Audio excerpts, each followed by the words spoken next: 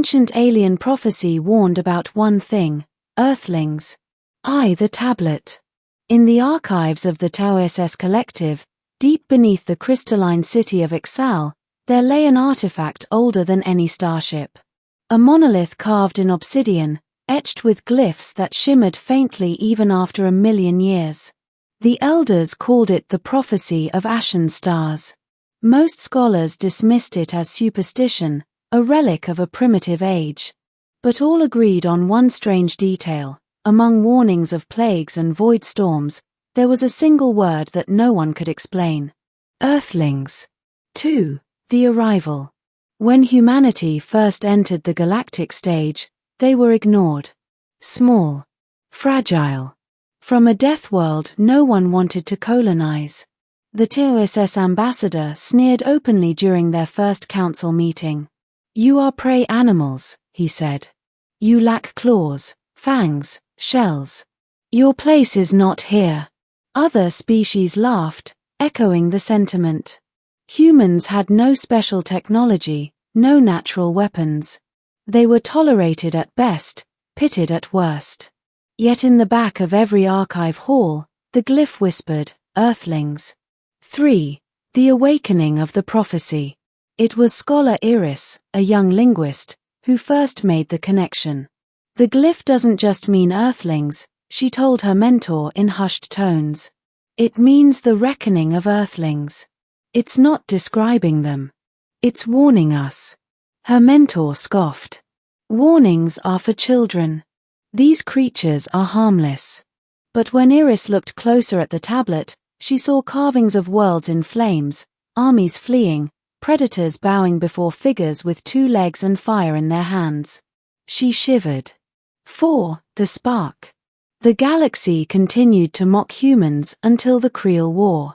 The Creel were a swarm race, devouring colonies with endless waves of drones.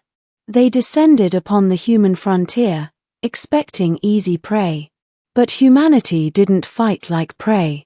They poisoned entire atmospheres to starve the swarm. They detonated moons to shatter Creel fleets. They sacrificed cities to lure the enemy into traps. Other species recoiled in horror. The humans called it survival. When the war ended, the Creel swarm was broken, reduced to ash. And whispers spread: the prophecy speaks of fire and ruin. Could it mean them? The doubt. The TOSS elders convened. "It is coincidence," one declared. "They are savages," said another. "They will burn themselves out." But scholar Iris, trembling with urgency, brought forth new findings.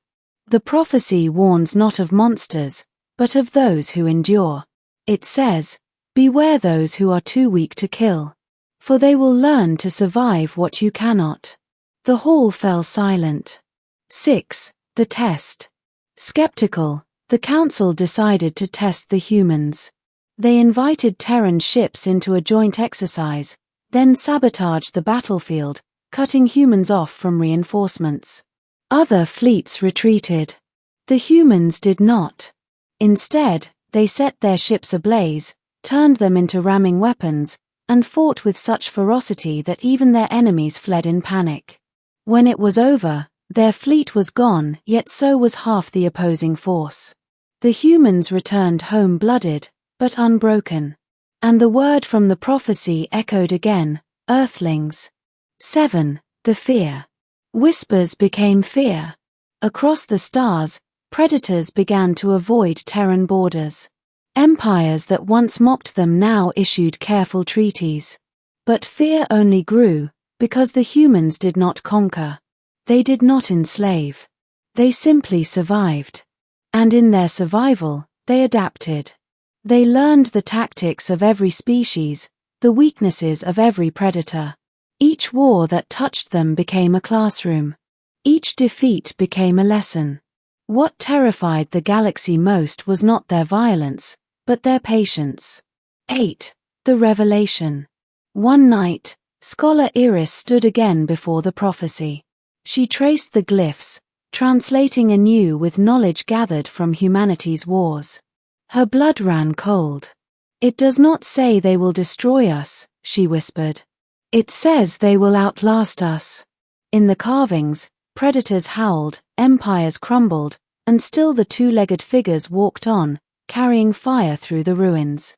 The prophecy had not warned of an enemy. It had warned of inevitability. 9. The breaking point. The turning point came when the Dominion, greatest predator empire of the age, sought to enslave Earth outright. Their fleets darkened the skies of Sol, confident in their superiority. But humanity didn't fight alone. Refugees from a dozen races, species humanity had once sheltered when no one else would fought beside them. Guerrilla warfare spread across Dominion worlds. Supply lines collapsed. The war ended not with Earth enslaved, but with the Dominion shattered. And as their empress was dragged before the council, she spat a single word with her dying breath. Earthlings. The acceptance. At last, the galaxy bowed to the prophecy. Humans were not beasts of war, though they fought like demons when cornered. They were not gods, though they endured like immortals. They were survivors.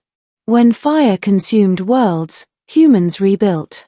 When predators struck, humans adapted. When the void itself turned against them, humans endured. The prophecy had never been a warning of conquest. It had been a warning of permanence. In the end, when all else failed, it would be humans who remained. 11. The lesson. Scholar Iris addressed the council one final time. The prophecy was not meant to scare us. It was meant to prepare us. Earthlings are not here to rule us. But if we ignore them, if we mock them, if we fight them, we will fall, and they will remain. The hall was silent. Even the fiercest predators dared not laugh. For in the shadows of every battlefield, in the ruins of every empire, one truth echoed. The ancient prophecy had been right. It had warned of one thing, above all others. Earthlings.